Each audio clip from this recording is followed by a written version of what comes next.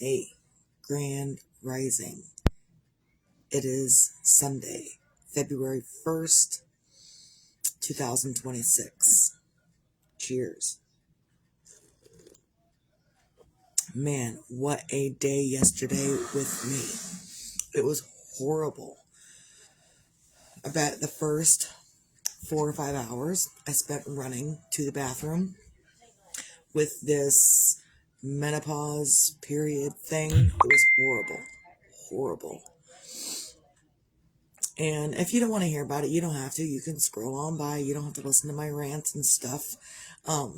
But there are people that I do help. So it is what it is. So I feel kind of today like I'm a little more without color in my face. Maybe I've lost too much blood. I don't know. But women can bleed like for 7 days straight and they're fine. So, and I've been told that what I'm experiencing now is normal, not by any doctor. Look, I've had 2 doctors quit on me in the last 5 years. I'm not excited to go try to find another doctor to get to know, because I don't want another doctor to continue to quit on me. It is what it is. So, but yesterday afternoon, I kind of got myself cleaned up as much as I could, and I went and I took a nap. And I probably took a 3 or 4 hour nap. And when I got up, I was so much better. The extra stuff that I was dealing with yesterday morning was subsiding, not gone, but not ridiculously heavy like it was yesterday morning. It was so much better last night. So much better that I actually got a whole bath. And like normally I won't get in the bathtub while I'm on one of my heavy days. I won't get in the bathtub. It's disgusting. It's gross, and I won't do it. But last night it eased up, so I got in the bath, because the Epsom salt bath will really help your body relax. And that was my whole point, was to help my body relax. I was kind of like in alert mode and just not feeling good. And I'm kind of not feeling good this morning. Like even when I started my video, I had a sharp pain go through my abdomen, which sucks, and I haven't taken any ibuprofen. I don't want to take the ibuprofen, but if the pain gets bad enough, I'm going to take the ibuprofen. I was told by my heart doctor that the ibuprofen is not good for my heart, so I only take it when I absolutely have to. Whereas before my heart attack, I was popping those things like Skittles every single day. 2 ibuprofen, 1 Aleve, 3 times a day. That's probably where my heart attack came from. That and the stress and the food and the blah, blah, blah, bullshit. So, either way, I'm up and I'm trying to be productive this morning, and I'm not. I'm trying to be, but I'm still not. Luckily, I set my coffee pot to go off this morning, so all I had to do was touch a button, and my coffee pot did its thing, because I set it up to do its thing. I set it up last night to do its thing this morning. So all I had to do this morning was touch a button. And sometimes we need to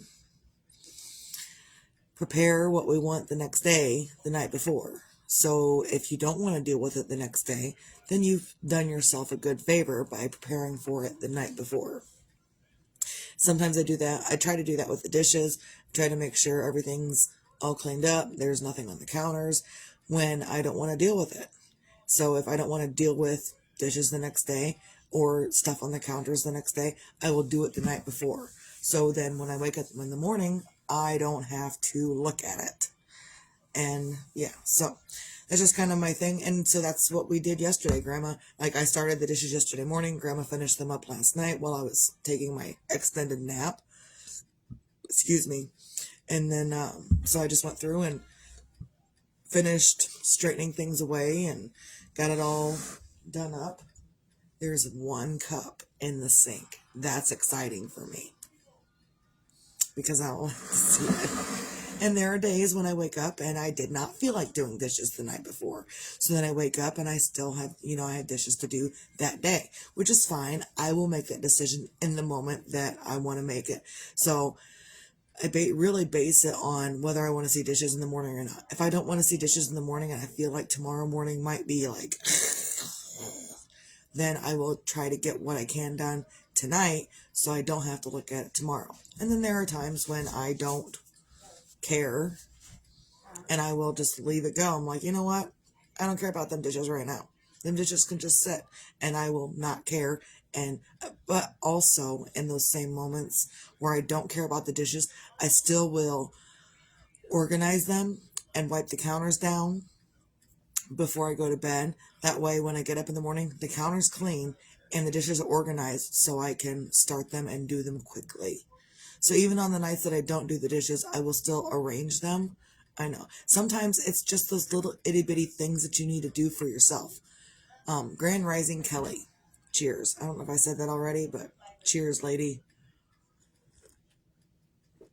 But I was, last year I had watched a lady who was reorganizing things and sometimes, and she was saying, even in her videos, sometimes, because she is a professional organizer, this lady that I was watching, she is a professional organizer.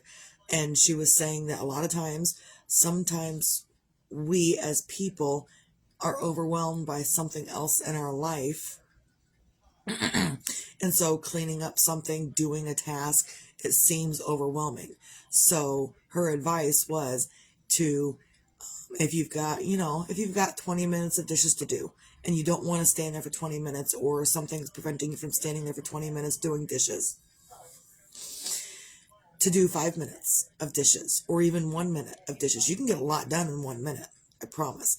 In fact, a lot of times when I'm just straightening things up, I can stack up the dishes and organize them and wipe the counters down all within 1 minute. So maybe I don't have the gumption to do the dishes, but maybe I have 1 minute that I could probably spare to organize them so I'm not so the next day. And that's kind of the advice I'm going to put out there today. I think there was something else I was going to talk about, but I don't remember what it was. Either way, the advice I'm going to put out today is if you don't feel like doing the entire task, there are times when, the things need to be done and it's a whole ass job. Sometimes people will decide to reorganize their room, their bedroom, their whatever room that you want to reorganize. You will decide I'm going to get up and do it. And then halfway through it, you're sitting in the middle of the floor with a whole bunch of stuff around you all over the place and a glass of wine thinking, fuck this shit. So you can get right up in the middle of doing whatever task and you'll be like, ooh, I don't feel like doing it anymore. And here's the big, brand new idea is you don't have to. I mean, again, if you have destroyed your room and you have nowhere to sleep, maybe make sure you got a place to sleep. But beyond that, you don't have to do all of the whole entire task all at once. You can break it up into smaller tasks to do whatever it is you feel like you need to do with your life. Hold on.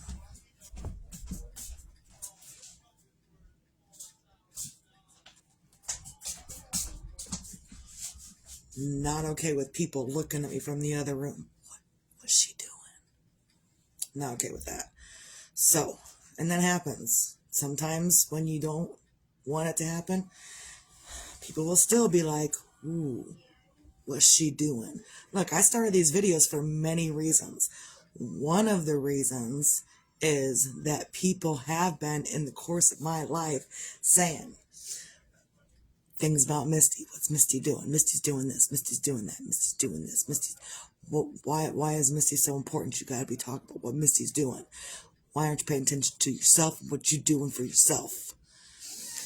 But even 7, 8, 9 years ago when I started these videos, it was a thing where people were like, ooh, I bet Misty's doing this. I bet Misty's doing that. What's Misty doing?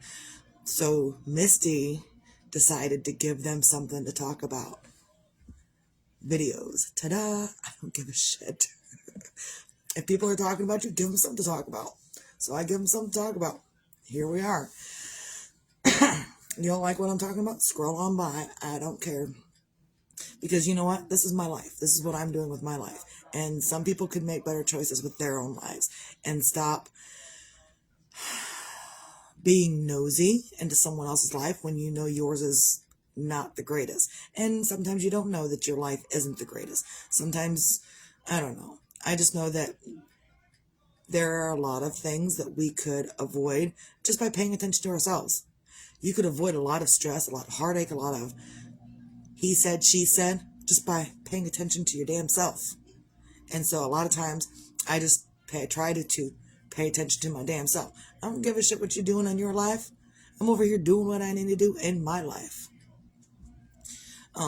But a lot of people will be very pissed off if you're not paying attention to what they are doing in their life. Did you know that? They will be furious. Well, why aren't you paying attention to me in my life? Because I have my own things that I'm doing. Sorry and not sorry. Because why you need attention for? I need nobody's attention. I promise you that. And sometimes even when I get people's attention, I'm like, all right, that's enough. You can go somewhere else now. And that could be a new thing. It could be a whole perimenopause / menopause thing that I'm like,